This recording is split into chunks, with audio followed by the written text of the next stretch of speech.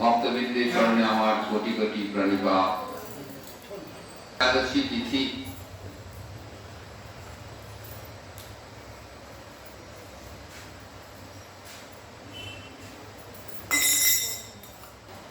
চৈত্র মাসের কৃষ্ণপক্ষে এই একাদশী পাপমোচিনী একাদশী নামে থাকে। একাদশং মহাপুণ্যা সর্ব পাপ প্রণাশিনী ভক্তেশ্ব দীপনিবিষ্ট পরমার্থ গতি।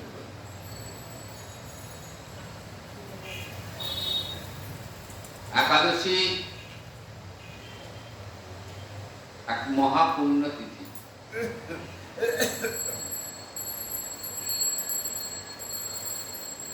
এই তিথিটিকে হরিবাসর তিথিও বলা হয়, আবার মাধব তিথিও বলে। ভগবান শ্রীহরির অত্যন্ত প্রিয় তিথি হলো এই একাদশী। যিনি একাদশী ব্রত পালন করেন তিনি ভগবান শ্রীহরির অত্যন্ত প্রিয় হন।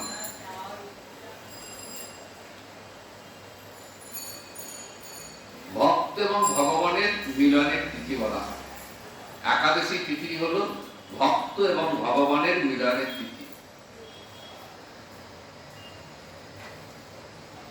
অর্থাৎ ভগবানকে কাছে পাওয়ার এক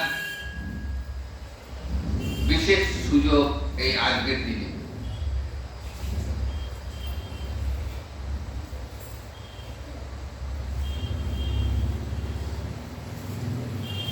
এই ব্রত পালন করলে কি হয়? সমস্ত পাপ নাশ হয়ে যায়। দেহে মনে যত পাপ রয়েছে আমাদের, এই একটি মাত্র ব্রত পালনের দ্বারা সমস্ত পাপ বিনাশ হয়ে যায়।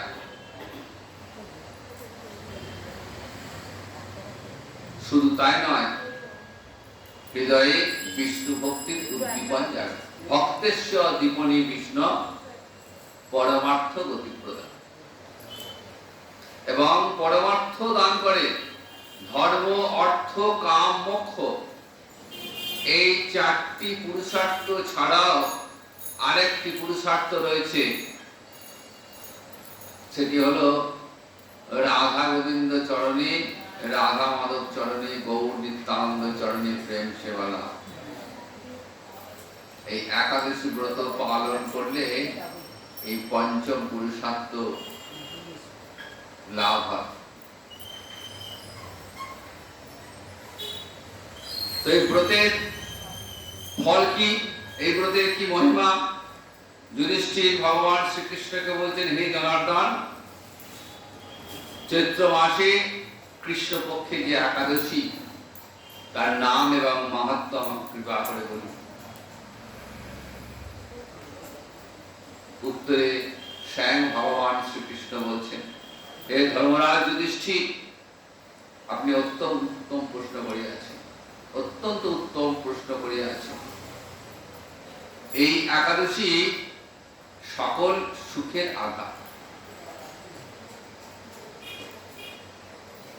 সকল সুখ প্রদান করে, আবার সিদ্ধি প্রদানকারী এবং পরম মঙ্গলময়। সমস্ত পাপ থেকে নিস্তার করে, পাপ মোচন করে। তাই এই তিথির নাম, এই একাদশীর নাম হলো পাপ মোচনী একাদশী। রাজা মান্ধাতা একবার লোমশ মুনিকে এই একাদশীর কথা জিজ্ঞাসা করলেন, এই ব্রতের মাহাত্ম্যের কথা। তো লোমশ মুনি যে ব্যাখ্যাটি দিয়েছিলেন তা আপনার কাছে আমি বর্ণনা করছি, আপনি অতি মনোযোগ দিয়ে তা শ্রবণ করুন।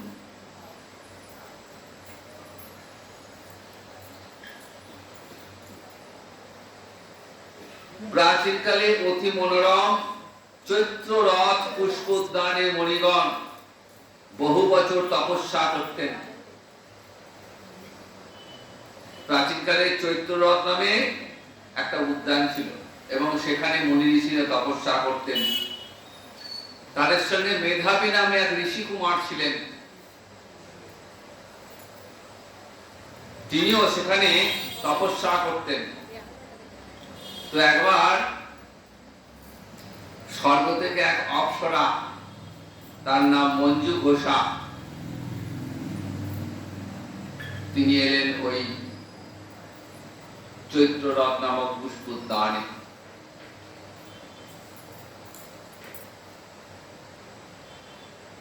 কিন্তু যেহেতু মুনি ঋষিদের আশ্রম, তাই অপ্সরা এই আশ্রমের কাছে ঘেঁষতে সাহস পেতেন না, যদি ঋষি অভিশাপ দিয়ে বসেন। তো সে আশ্রম থেকে 2 মাইল দূরে তিনি থাকতেন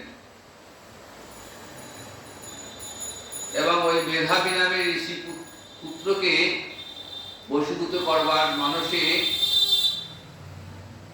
নানা রকম অঙ্গ ভঙ্গি তিনি করতেন।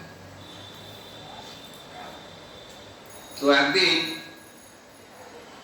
এই মঞ্জু ঘোষা কে দেখে মেধাবী তার প্রেমে পড়ে গেলেন, তাকে ভালোবেসে ফেললেন এবং নিজের তপস্যার কথা, ব্রতের কথা ভুলে তার সঙ্গ লাভ করলেন। স্বর্গের অপ্সরা এমনিতেই সুন্দরী, আবার মেধাবীও অত্যন্ত সুদর্শন। দীর্ঘদিন তারা একসঙ্গে থাকতে লাগলেন। থাকতে থাকতে প্রায় 55 বছর পার হয়ে গেছে। এমন সময় ওই মঞ্জু ঘোষা নামক অপ্সরা বললেন, ঋষি কুমার, দীর্ঘদিন অতিবাহিত হলো, এবার আমি স্বর্গে ফিরে যাব। কিন্তু ঋষি কুমারের মন চাইছিল না। তিনি বললেন, দেখো, এখন তো সবে সন্ধ্যা, প্রাতকাল হোক, তারপর তুমি যাবে। এইভাবে আরো কিছুদিন অতিবাহিত হয়ে গেল। তারপর আবার পুনরায় ওই অপ্সরা বললেন যে, ঋষি কুমার, এবার আমার যাওয়ার সময় হয়ে গেছে।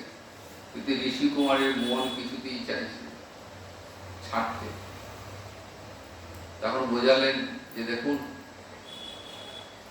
প্রায় 56 বছর অতিবাহিত হয়ে গেছে আপনার সঙ্গে, আমাকে এবার ফিরতে হবে। এই কথা শুনে মেধাবীর সঙ্গীত ফিরে এসেছে। তিনি এতদিন ওই অপ্সরার রূপে মোহিত হয়ে তিনি ভুলে গেছিলেন সবকিছু। হঠাৎ এই কথা শ্রবণ করাতে এর আগে ক্রুদ্ধ হয়ে অভিশাপ দিলেন ওই অপ্সরাকে। কি বললেন? যে তোমার জন্য আমার এই অধঃপতন, তোমার রূপে মোহিত হয়ে আমি আমার তপস্যা ছেড়ে আমি তোমার সঙ্গ লাভ করেছি এতদিন, আমি তবে অভিশাপ দিলাম তুমি পিশাচিনী রূপে জন্মগ্রহণ করো। যে অভিশাপ দিয়েছেন, সঙ্গে সঙ্গে ওই মঞ্জু ঘোষা নামে অপ্সরা মেধাবী কাছ থেকে মুক্তির উপায় জানতে চাইলেন। অভিশাপ যখন দিয়েছে তখন সব করবেই। তখন এই রাজকুমার বললেন, ঋষি কুমার বললেন যে একটাই উপায়, চৈত্র মাসের কৃষ্ণপক্ষের পাপমোচনে একাদশী ব্রত উপবাস।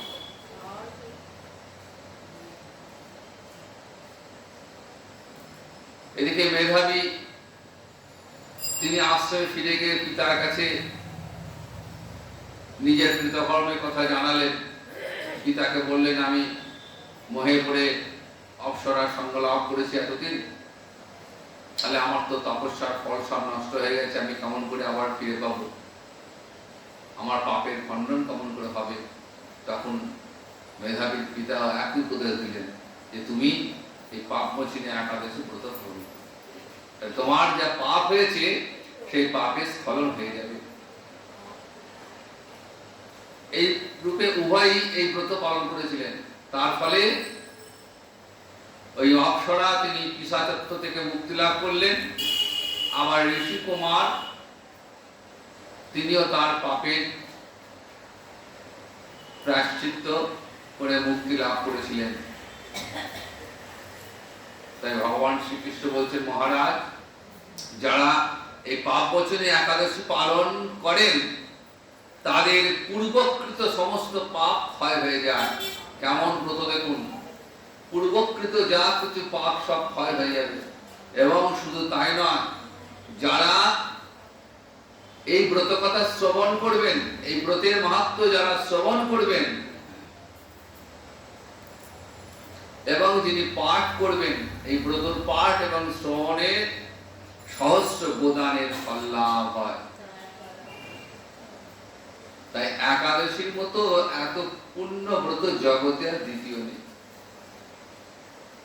তাই শাস্ত্রে বলছি, একাদশ্যাং মহাপুণ্যা সর্বপাপ প্রণাশী।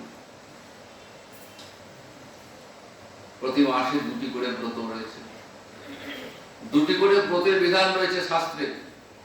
একটি শুক্লপক্ষের একাদশী এবং একটি কৃষ্ণপক্ষের একাদশী। এছাড়াও 8টা মহাদ্বাদশী রয়েছে। সনাতন গোস্বামীপাদ হরিভক্তি বিলাসে পরিষ্কার করে একাদশী ব্রতের ব্যাখ্যা দিয়েছেন সুন্দর করে। এই 6 গোস্বামীর মধ্যে যিনি জ্যেষ্ঠ এবং শ্রেষ্ঠ, সেই সনাতন গোস্বামীপাদের পথ অনুসরণ করে চলা আমাদের অবশ্য কর্তব্য। সনাতন গোস্বামী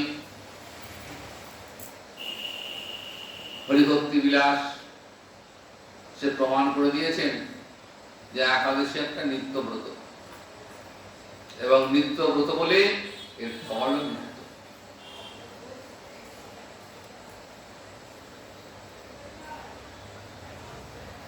এই ব্রতে কি নিয়ম? নিয়ম বলতে যেহেতু হরিবাসর তিথি, ভক্তের সঙ্গে ভগবানের মিলনের তিথি, তাই ভগবান খুশি হন এমন কাজ আমাদের করা কর্তব্য।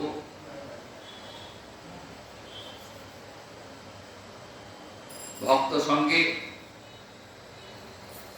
হরিকথা শ্রবণ এবং হরিনাম সংকীর্তন এই ব্রতের অবশ্য পালনীয় কর্তব্য। এবং উপবাস, কেমন উপবাস করলেন? নিরম্ব উপবাস।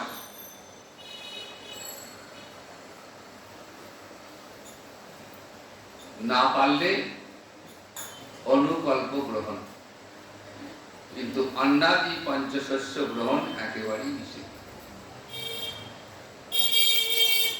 ব্রত নিষ্ঠাভাবে পালন করতে গেলে সম্পূর্ণ উপবাস রেখে পালন করাটাই শ্রেয়, কিন্তু না পারলে শারীরিক অক্ষমতার কারণে সম্পূর্ণ উপবাস রাখতে না পারলে কিছু অনুকল্প গ্রহণ করা যাবে, সেই বিধান শাস্ত্রে রয়েছে। অর্থাৎ অন্নাদি পঞ্চশস্য গ্রহণ না করে তার পরিবর্তে সামান্য কিছু ফলমূলাদি, দুগ্ধ, ছানা ইত্যাদি গ্রহণ করে ব্রত রক্ষা করতে হবে। আর সেই সঙ্গে সঙ্গে হরিনাম সংকীর্তন। একাদশী মানে সেদিন রান্নার ছুটি। যদি ঘরে সবাই একাদশী পালন করে তার মানে ঘরে রান্না নেই, তার মানে এই নয় যে ঘরে সারাদিন শুয়ে শুয়ে কাটিয়ে দিল, তাহলে কিন্তু ব্রত উল্টো হয়ে গেল, ফল উল্টো হয়ে গেল। ব্রত মানে একাদশী মানে সকাল সকাল উঠে স্নান সেরে ভগবানের সেবা পূজার্চনা, ব্রত কথা মাহাত্ম্য কথা পাঠ, ভক্তি গ্রন্থ পাঠ, হরিনাম সংকীর্তন ইত্যাদির মধ্য দিয়ে দিনটা অতিবাহিত হয়ে যাবে, সময় কেটে যাবে। আর আজকের যে একাদশী, এর একটা বিশেষ মাহাত্ম্য রয়েছে, সেটা হলো আপনারা সবাই জানেন যে আমাদের এই কাটোয়ার কাছে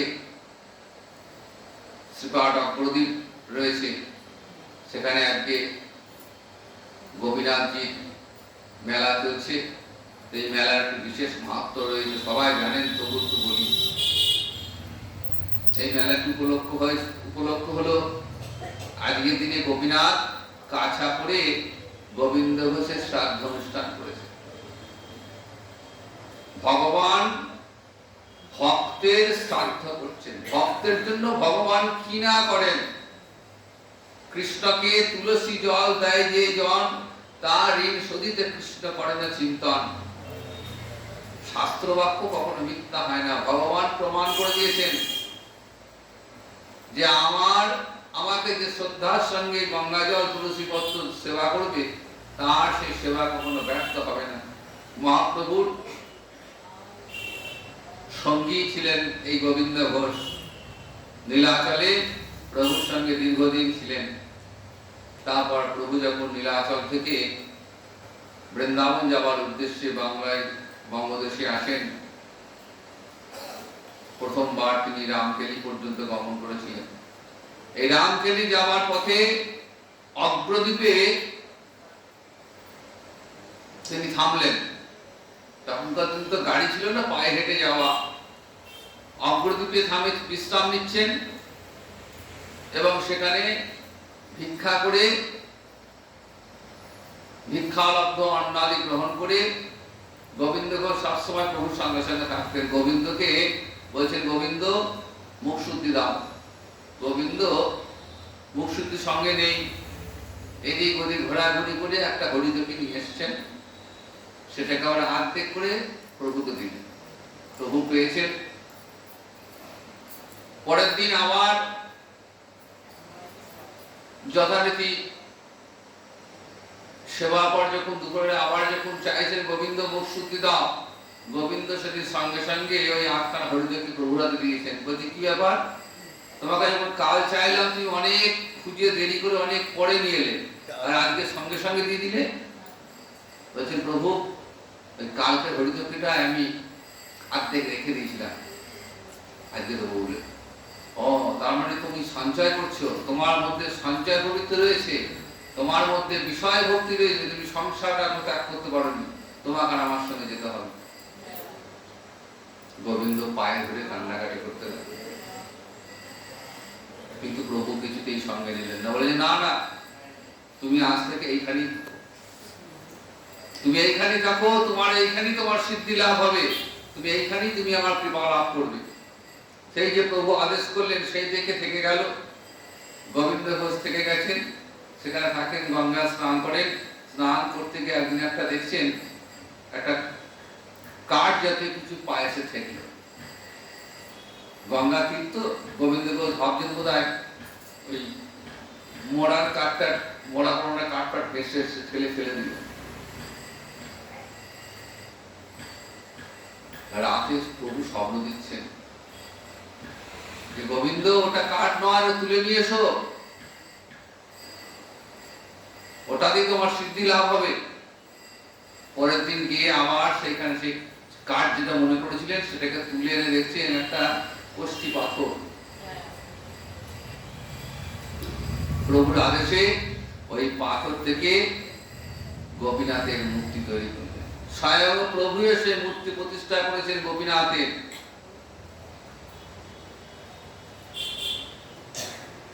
এরপর প্রভুর আদেশে গোবিন্দ সংসার করলেন, তারপরে গ্রহ করলেন এবং গোবিন্দ ঘোষের একটি পুত্র জন্মায়। গোপীনাথের সেবা করছেন, প্রভুর আদেশ। কিছুদিনের মধ্যে স্ত্রী বিয়োগ হয়ে যায়। ছোট্ট শিশু আর একদিকে গোপীনাথ, দুটোকে নিয়ে গোবিন্দ ঘোষ কিছুতেই আর সমতা আনতে পারছেন না।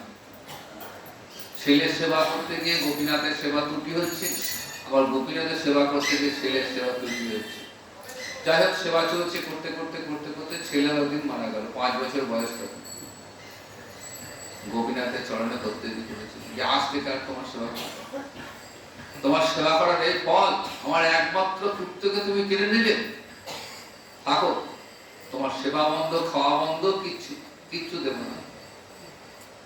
গোপীনাথ বলছেন, গোবিন্দ তৃষ্ণায় ছাতি ফেটে যাচ্ছে, একটু জল দে বাবা। বলছে কিচ্ছু পাবে না, তুমি যেমন আমার ছেলেকে কেড়ে নিয়েছো আর তোমার সেবা করবো না, তুমি থাকো। গোপীনাথ বলছেন, দেখো তোমার এক ছেলে যেমন গেছে, আর এক ছেলে তো আছে, আমি তো আছি তোমার কাছে। তুমি আমার সব কাজ করবে, আমার ছেলে তো আমার সব কাজ করবে, তুমি করবে। বলো কি করতে হবে? আমি যখন মারা যাবো আমার শ্রাদ্ধ তুমি করবে? বলছে হ্যাঁ তাই করবো। তোমায় যখন বাবা বলে ডেকেছি তখন ছেলে হয়ে নিশ্চয়ই আমি তোমার এই সেবা নিশ্চয়ই করবো। তো সেই থেকে গোবিন্দ ঘোষ যতদিন জীবিত ছিলেন গোপীনাথের সেবা দিয়েছেন। যখন মারা গেলেন তখন সেখানকার যে পুরোহিত ছিলেন সেই পুরোহিতকে গোপীনাথ স্বপ্নে আদেশ করলেন যে আজ থেকে আমার বাবা গোবিন্দ ঘোষের শ্রাদ্ধের দায়িত্ব আমার, আমি কাছা পরে শ্রাদ্ধ করবো, তুমি সব ব্যবস্থা করবে। পুরোহিতের স্বপ্নাদেশ পেয়ে গ্রামবাসী সব জানালেন। গ্রামবাসীরা সবাই জড়ো হয়ে অবাক হয়ে দেখছেন যে ভগবান ভক্তের শ্রদ্ধা অনুষ্ঠান। সেই থেকে প্রচলিত গোপীনাথ কাছা পরে গোবিন্দ ঘোষের শ্রাদ্ধ অনুষ্ঠান করেছে। আজও সেই একই প্রথা চলে আসছে। আজকে একাদশী তিথিতে কাছা পরিয়ে শ্রাদ্ধ অনুষ্ঠান হয় আজকের দিনটা। কিন্তু গোপীনাথের আজকে চিরভোগ, ভগবানের সেবায় কোনো দোষ নেই, ভগবান তো চিরভোগ অন্নভোগ সবই লাগে, ঠিক কথা। কিন্তু একাদশী তিথিতে চিরভোগ ভক্তরা প্রসাদ কতটা পান আমি জানি না, কিন্তু একাদশীতে আবার শ্রীখণ্ডও একই সিস্টেম। শ্রীখণ্ড একই দিনে একাদশীর দিনে চিরভোগ লাগে, চির মহোৎসব হয়। এই নিয়ম মতো আজকে চির মহোৎসব হওয়ার ঠিক নয়, জানি না, যাই হোক নিয়ম আছে নিশ্চয়ই কিছু। কালকে অন্ন মহোৎসব, আজকে চির মহোৎসব। তো যাই হোক ভগবান ভক্তকে সেবা করে জগৎবাসীকে দেখালেন, দেখো আমার ভক্তের চেয়ে আমার কাছে কেউ প্রিয় নয়। আমার কাছে আমার ভক্ত যতটা প্রিয় ততটা প্রিয় দেবাদিদেব মহাদেব নন।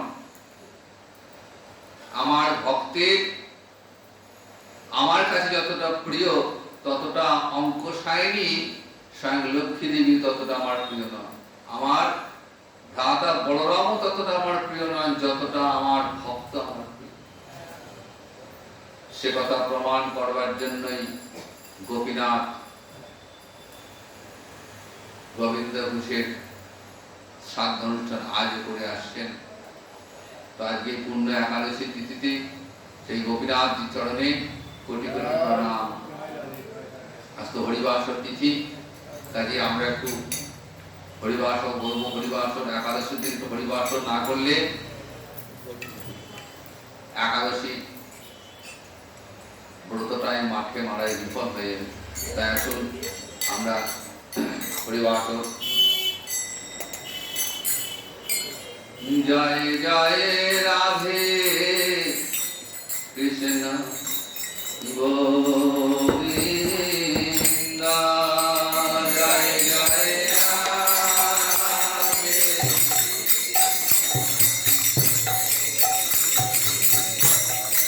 Radhe Govinda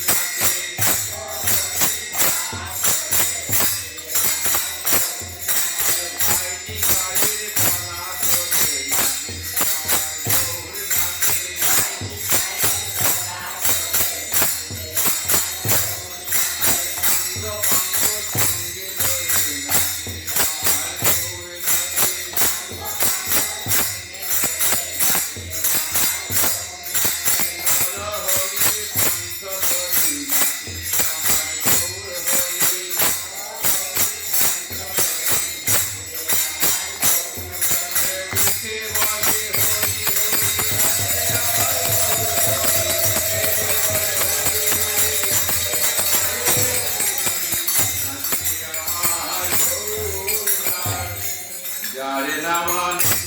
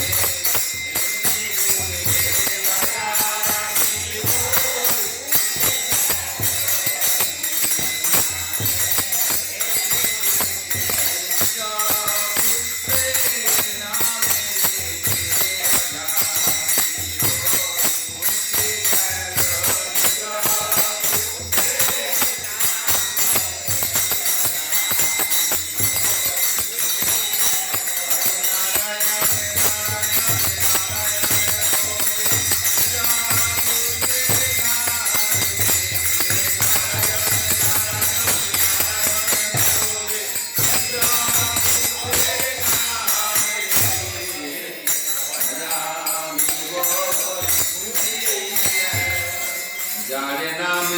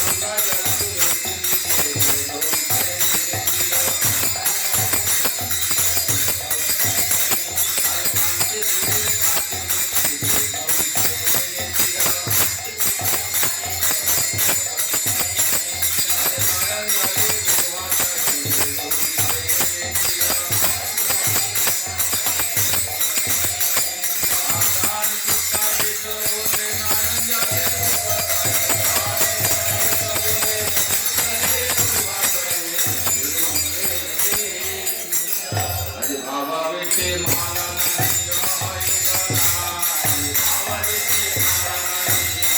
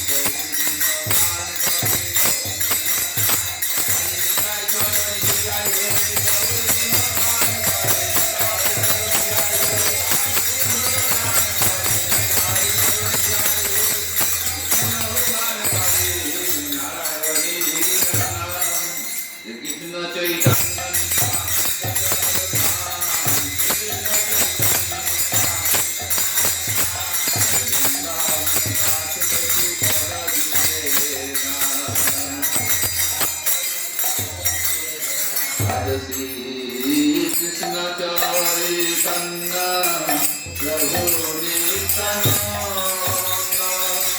Shri Advaita